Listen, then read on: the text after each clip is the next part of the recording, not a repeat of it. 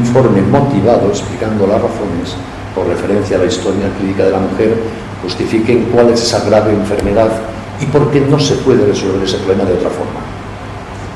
Y además exige que esos dos médicos que emitan ese informe previo de constatación del grave peligro para la vida y la salud no puedan tener ninguna relación ni profesional ni económica ni con los centros que practican abortos ni con los médicos que practican abortos.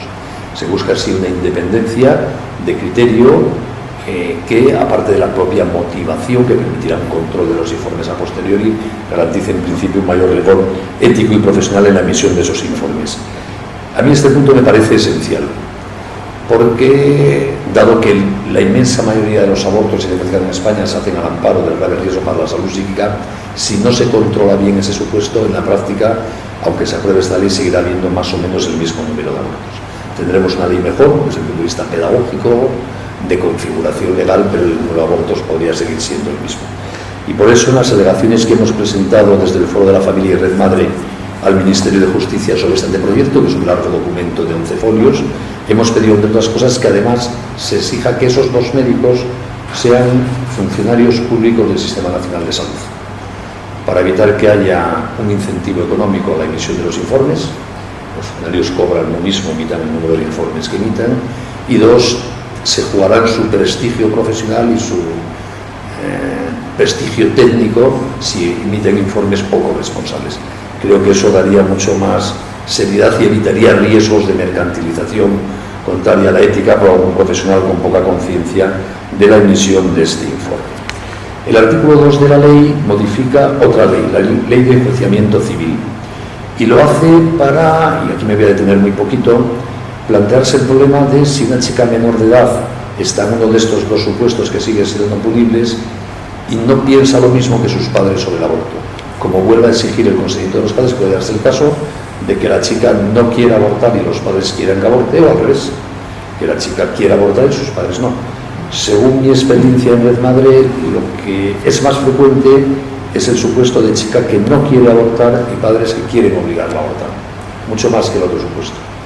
Y en ese caso lo que establece este artículo 2 de la ley, mediante una modificación de la Ley de Enjuiciamiento Civil, es que tendrá que resolver un juez, que es una forma en un Estado de Derecho cuando hay un choque de voluntades relevantes de resolver los asuntos, ¿no? Bien, el artículo 3 modifica otra ley, la Ley General de Sanidad del año 86. Y este es el artículo que yo llamo artículo red madre del proyecto de ley, y que es una expresión de cómo no estamos ante una ley del aborto, sino ante una ley de protección del concebido y de la maternidad, porque este artículo lo que establece es la creación de un servicio administrativo en el seno de las administraciones de asuntos sociales y sanitarias para asesorar a cualquier mujer embarazada a resolver cualquier problema que tenga como consecuencia del embarazo. Es decir, se monta un sistema de asistencia, apoyo e información, no a las mujeres que quieren abortar, sino a todas las embarazadas, para ayudarla a identificar cualquier problema que tenga y las fuentes de resolución de ese problema. Es decir, la idea que subyace al ordenamiento de Red Madre, estar al lado de las mujeres embarazadas para asesorarlas, buscarles lo que necesiten, ahora va a encargarse el Estado de hacerlo también. Me parece que es un paso en la buena dirección que había que dar. Y además, lo digo de pasada, en este artículo aparece de rondón en la legislación española sobre el aborto el progenitor, el padre de la criatura, porque en esa sentencia que he citado tantas veces del año 85, el Tribunal Constitucional dijo que en materia de aborto solo es relevante la decisión de la mujer. Lo que diga el padre de la criatura, el progenitor, es jurídicamente ineficaz. Y por eso las leyes del aborto que hemos tenido en España nunca se han referido al padre de la criatura. Eso demuestra hasta qué punto el aborto en el fondo es una solución machista a un problema real. Los hombres nos desentendemos, no tenemos ninguna responsabilidad, y allá hagan las señoras. Bien, pues aquí se dice que en este proceso de asesoramiento y ayuda durante el embarazo, si la mujer no se opone expresamente, podrá participar también el progenitor. Por eso digo que por primera vez en una ley de este tipo aparecemos los hombres. El artículo 4 modifica otra ley distinta del año 2002, la Ley Reguladora de la Autonomía del Paciente, y lo hace para regular el asesoramiento e información que debe recibir obligatoriamente cualquier mujer que, creyendo estar en uno de los dos supuestos que seguirán siendo no punibles, se plantea abortar. El artículo 3 será información voluntaria para cualquier embarazada. Esto es información obligatoria para la que se plantea abortar. Y aquí también hay un cambio profundo respecto a la situación actual. Conforme a la ley vigente ahora en España, hay que dar a la mujer una información previa al aborto. pero esa información se da en un sobre cerrado, es decir, no es personalizado, es para todas lo mismo, y en la práctica son fotocopias del Boletín Oficial del Estado, una información indigerible sobre ayudas públicas teóricas, ¿no? Según dice este anteproyecto de ley en este artículo 4, ahora habrá una información personal, verbal y ad hoc que incluirá asesoramiento asistencial e información clínica.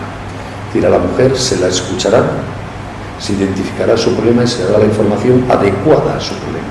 Y dice este anteproyecto además que esa información deberá tener como finalidad que no aborte. Es decir, no es que el Estado informe asépticamente de posibilidades existentes, sino que el Estado, a través de este servicio de asesoramiento, está obligado por ley a intentar que no aborte, aun sabiendo que si está en uno de los dos casos no punibles, al final si quiere podrá abortar, pero hay que comprometerse en ayudarla a que no aborte, y para eso se le deberán ofrecer las ayudas que necesite según su situación económica, social, laboral, o si el problema es clínico, se le dirán las alternativas clínicas, médicas, se las orientará a centros especializados para ver si tienen soluciones sus problemas de salud compatibles con la continuación del embarazo. Creo que este es uno de esos artículos que puede también una expresión de cómo no es lo mismo una ley del aborto que una ley de protección de la vida y de la maternidad, aunque, reitero siempre, no proteja ni la vida ni la maternidad tanto como a mí me gustaría. El artículo 5 lo he pedido, en las alegaciones que hemos hecho desde el Foro de la Familia y de Madre, hemos pedido al Ministerio de Justicia que se retire, porque en este artículo se modifica una quinta ley, la Ley de Cohesión y Calidad del Sistema Nacional de Salud del año 2003, para establecer que seguirán siendo financiados por la sanidad pública aquellos abortos en los dos casos que siguen siendo no punibles. Y a mí me parece que esto no es razonable porque se puede entender que con una ley como la 2010, en que el aborto es un derecho de la mujer, lo financia el Estado. Pero una ley que el aborto vuelva a ser un delito, aunque no sea punible en algún caso, no es razonable, el Estado no tiene por qué financiar delitos. Y aparte es obvio que a muchos españoles nos repugna moralmente que nuestros impuestos se usen para financiar algo tan terrible como es un aborto. El artículo 6 modifica una sexta ley, la ley del año 2003, que se denomina de ordenación de las profesiones sanitarias, y lo hace para regular en clave de protección la objeción de conciencia del personal sanitario. Era conveniente regular esto en la ley porque la sentencia del año 85 del Tribunal Constitucional, que les cito tantas veces, dijo que el derecho de objeción de conciencia en España frente al aborto forma parte del derecho a la libertad religiosa e ideológica, que está amparado por el apartado primero del artículo 16 de la Constitución, y que por lo tanto los sanitarios españoles podían objetar directamente al amparo de la Constitución, sin necesidad de una ley que la desarrolle. Y por eso, durante el año 85 y el 2010 no ha habido en general problemas con la objeción. Se podía objetar amparado directamente de la Constitución y eso tiene una fuerza jurídica imparable. Pero claro, hasta el 2010 era una objeción de conciencia frente a un delito, y eso es muy fuerte. Pero a partir del 2010 es una objeción de conciencia frente a un derecho, y eso es mucho menos fuerte. Y por eso a partir del año 2010 ha empezado a haber problemas. En España hay administraciones sanitarias muy sectarias, en algunas comunidades autónomas, que han empezado a forzar a médicos a colaborar de una manera o de otra con abortos. Y hemos tenido que hacer pleitos, algunos los hemos ganado, otros los hemos perdido.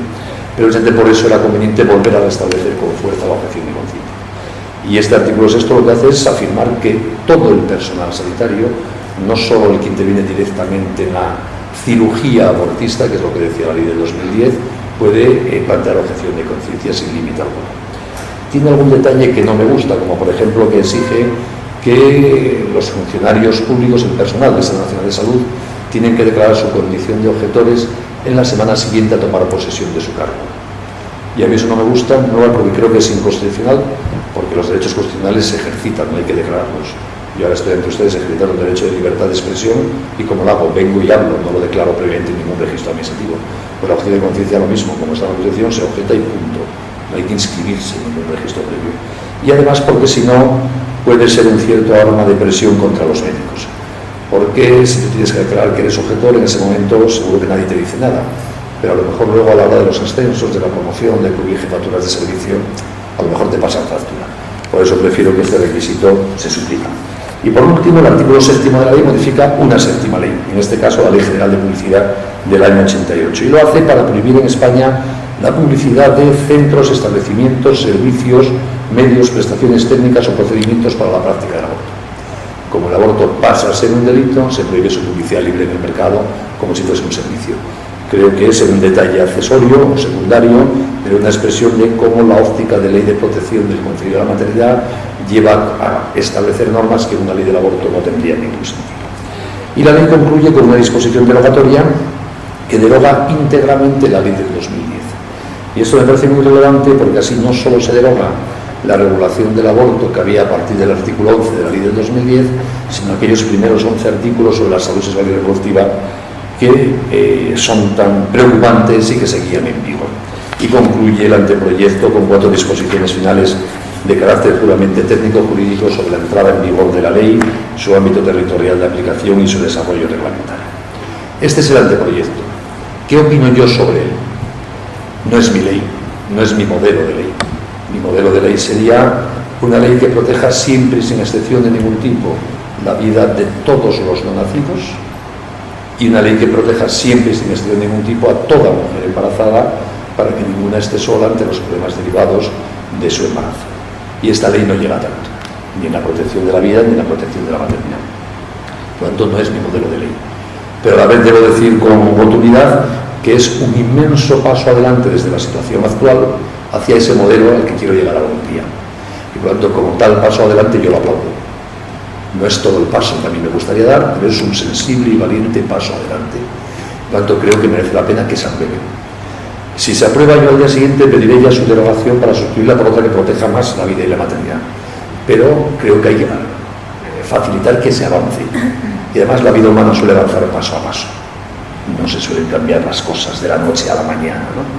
Por eso creo que merece la pena empujar para que se apruebe esta ley, a ser posible que se mejore todavía más para que proteja más la vida y la maternidad, para que así empecemos todos a avanzar en una sociedad en que haya menos abortos, en que se proteja más la vida, se proteja más la maternidad y vayamos preparando el ambiente en que podamos sacar leyes que protejan todavía más la vida y la maternidad.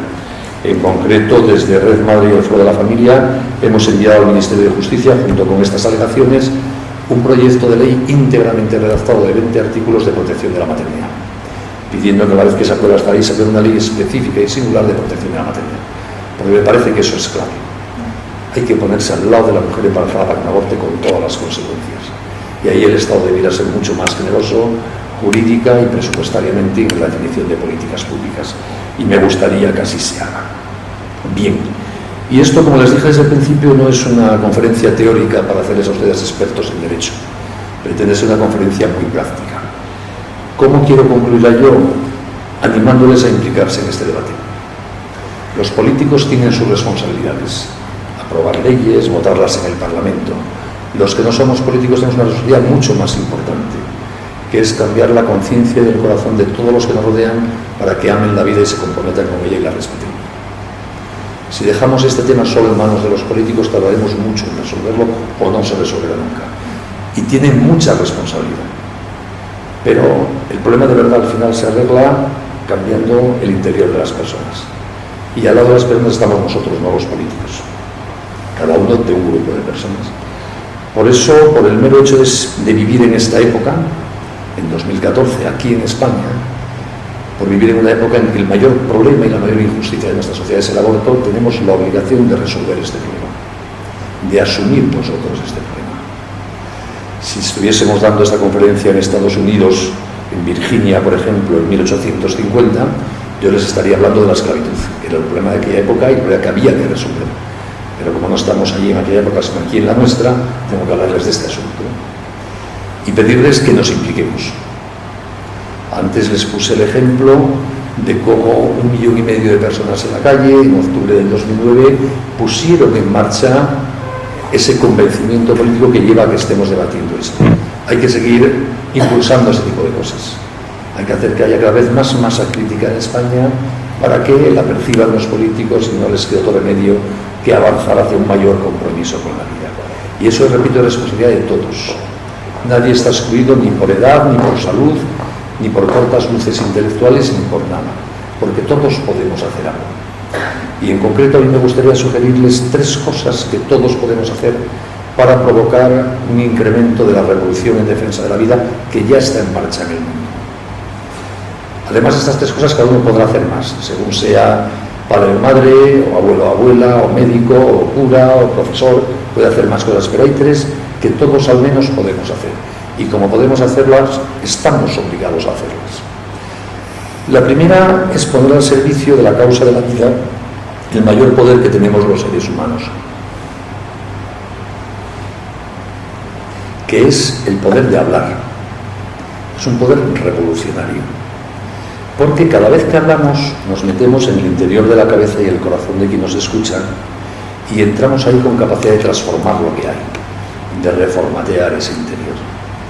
Y por eso, si usamos este poder de hablar para, como dice el lema del Foro de la Familia, hablar bien de las cosas buenas, estamos haciendo buenos a los que nos escuchan, porque colocamos el bien en su interior, y el bien es profundamente atractivo.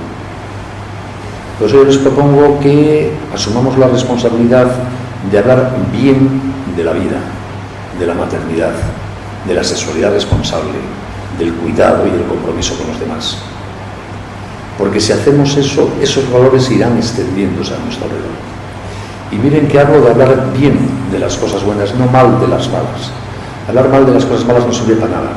Bueno, para volver un poco las tripas, una temporadita, pero nada más. Lo que transforma es hablar bien de las cosas buenas. Por eso tenemos que convertirnos todos en agentes que hablen bien de la vida y la maternidad, especialmente ahora que se va a hablar mucho de esto en España. Pero claro, para ser muy eficaces en el uso de este poder revolucionario de la palabra, hay que ser capaz de dar una razón razonada de las propias convicciones. No bastan los argumentos de la autoridad, porque lo digo yo, porque lo dice el Papa. Para llegar a la gente hay que razonarle las cosas, explicarle por qué decimos lo que decimos, por qué defendemos lo que defendemos. Y para ser capaces de dar una razón razonada de las propias convicciones, antes hay que razonar, hay que formarse, hay que dedicar un poco de tiempo a pensar. Por eso creo que son tan útiles sesiones como esta, y agradezco a los organizadores que lo hayan hecho, porque todos necesitamos escuchar para aprender. Solo hay dos formas de formarse, que son o escuchar a los que saben más que nosotros de un tema, o leer lo que han escrito los que saben más que nosotros del tema. Pero hay que dedicarle tiempo al tema, a escuchar o a leer. Si estudiamos un poco los temas, si sabemos de qué va esta ley, por eso se la he explicado con cierto detalle, y por tanto sabemos lo que está en juego, lo que pasaba antes, cómo han ido cambiando las cosas, tendremos muchos más argumentos para las conversaciones que se pueden suscitar a nuestro alrededor.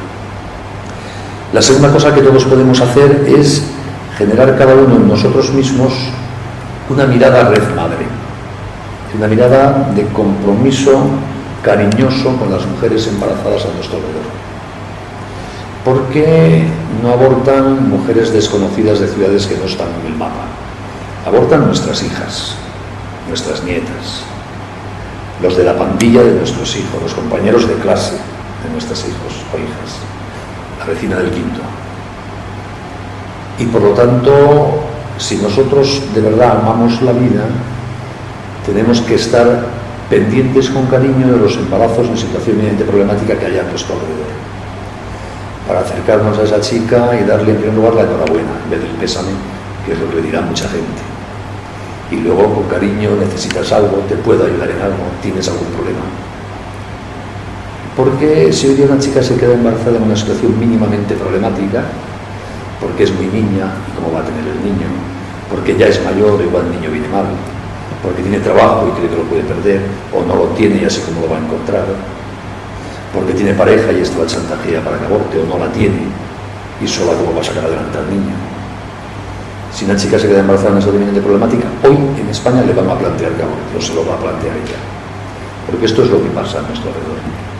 Y por lo tanto nosotros debemos acercarnos a ella para decirle que hay alternativas, que estamos dispuestos a ayudarla. Y si no sabemos cómo hacerlo, pidamos ayuda. Llamemos a Red Madre, a las instituciones que pueden cuidar.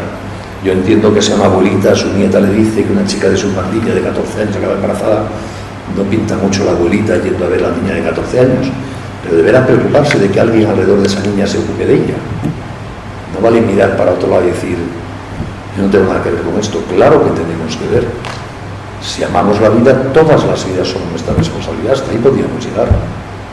Por lo tanto, preocuparnos por las mujeres embarazadas en situaciones problemáticas a nuestro alrededor, para garantizar, con todo el cariño, delicadeza y respetando su intimidad, que no se sienten solas, que no entren en esa dinámica oscura de ver el aborto como la última solución.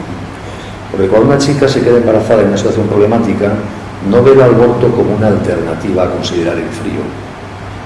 No existe esa mujer de la que hablan algunos políticos, como Elena Valenciano, una mujer que se levanta por las mañanas y fríamente, considerando su situación, dice que lo mejor que puede hacer en su caso es abortar. No es verdad, esa mujer no existe. La que existe es una mujer que de repente sabe que está embarazada en un contexto vital y personal en que eso no lo esperaba ni lo deseaba, y de repente le parece que el mundo se le cae encima, que todas sus perspectivas vitales devienen imposibles, que todo va a ser infelicidad y dolor. Y en esas circunstancias, cuando empieza a comentar su situación, lo normal es que le digan aborta, aborta, en tu caso tienes que abortar. Y así, sin ver otra salida, van casi como en un túnel oscuro que no tenga otra salida a la clínica donde van a practicar el aborto. Esa es la mujer que se plantea abortar, que sufre, dolorida, que no ve alternativas. Y nosotros tenemos que demostrarle que siempre hay alternativas, que el aborto no es la solución a ningún problema, es un problema en sí mismo. Debemos decirle que ninguna mujer se arrepiente de haber tenido un niño, y muchísimas se arrepienten de haber abortado, que no cometa ese error irreparable. Y luego además ayudarla, no va a solo soltar un rollo y luego olvidarse. Y habrá que decirle, si necesitas algo, aquí estoy. O te pongo en contacto con quien te puede ayudar. Pero eso, preocuparnos de las mujeres embarazadas. Con esta ley, con la anterior o con la que siga, tenemos que intentar que no haya abortos. Y miren, la experiencia que tenemos en Red Madre, llevamos atendidas más de 20.000 mujeres en situaciones muy dramáticas, porque situaciones muy injustas en la sociedad. Nuestra experiencia es de que un 80% de las mujeres a las que llegamos no abortan. Y no somos la Seguridad Social ni tenemos ningún medio. Yo estoy comprobando una vez y otra, a través de la experiencia de las voluntarias Red Madre, que lo que hace reversible la decisión de una mujer de abortar es recibir cariño. No recibir ayudas, recibir cariño. No es que con ayudas compremos su voluntad para que no aborte, sino que con nuestro cariño y compañía ve que hay otras soluciones, que el mundo no se acaba ahí. Y luego intentamos ayudarla, por supuesto. Pero no es, repito, que le demos ayudas para comprar su voluntad para que no aborte. Es que ella suele decidir no abortar porque de repente ve que el mundo no se acaba ahí, que se pueden plantear las cosas de otra manera, que siempre hay opciones compatibles con la condición del embarazo. Y repito, luego por justicia hacemos todo lo que podamos para ayudarla. Pero solo con cariño y compañía se podrían evitar gran parte de los abortos que hay hoy día. Estamos en una sociedad tan injusta que deja solas a 120.000 mujeres todos los años, hasta el punto de que no ven otra salida a sus problemas que algo tan terrible como el aborto. Y es responsabilidad de los políticos en parte y de nosotros en otra parte hacer que eso no sea así. No basta, que eso es muy cómodo, con echarle la culpa a los políticos de todo. Tienen sus culpas y responsabilidades, pero luego nosotros también tenemos muchas responsabilidades. Y lo tercero que todos podemos hacer para ayudar a recuperar una conciencia colectiva de compromiso con la vida es unirnos a los que piensan como nosotros para ser más eficaces. En sociedades libres y pluralistas como las nuestras, y globales además, uno solo tiene muy poca capacidad de hacer cosas, pero dos juntos hacen más cosas, muchos juntos hacen muchas más cosas, 1 millón juntos llegan a mucha más gente. Y por eso debemos de alguna manera secundar las iniciativas para hacernos presentes en la vida pública, para formarnos en este tema como estamos haciendo hoy. Yo solo estaría dando una conferencia a sillas vacías. Ustedes sin conferenciante no tendrían conferenciante. Nosotros sin público no tendríamos nada que hacer. Pero si nos juntamos el que puede convocar una conferencia, aportar el salón, los que vienen y un conferenciante, entre todos logramos ya tener un mecanismo de formación, y así con todo. Cuando cada uno debe plantearse según sus gustos, aficiones, posibilidades, dónde puede echar una mano. No todos podemos echar una mano en todo porque no llegamos, pero en algo habrá que echar una mano. Pues bien, concluyo ya. Este es un debate apasionante. Podemos hacer reversible el aborto y acabar con él. Exigirá esfuerzo, no pasará de la noche a la mañana. No nos lo resolverán los políticos, aunque pueden y deben ayudar mucho. Pero si nos empeñamos de verdad en comprometernos con la vida, en comprometernos con las mujeres embarazadas, en hacernos presentes en red en la vida social, esta es una batalla que se puede ganar en poco tiempo. Y a mí me hace mucha ilusión, además, que la recuperación de la cultura de la vida en Europa Occidental empiece por España. Si aquí se aprueba este proyecto, hay mucha gente mirándonos alrededor para plantear lo mismo en otros países. Nos llaman de otros países preguntando, ¿pero es posible acabar con el aborto? Y les decimos, claro, no de la noche a la mañana, obviamente, pero hay que empezar. Cuanto creo que España puede tener un efecto mimético de emulación en gran parte de América Latina y en el resto de Europa Occidental si damos este paso comprometido en la vida para que también en otros países se plantee gente ir dando el correspondiente paso. Y eso al final es responsabilidad de todos nosotros. Muchas gracias por su atención.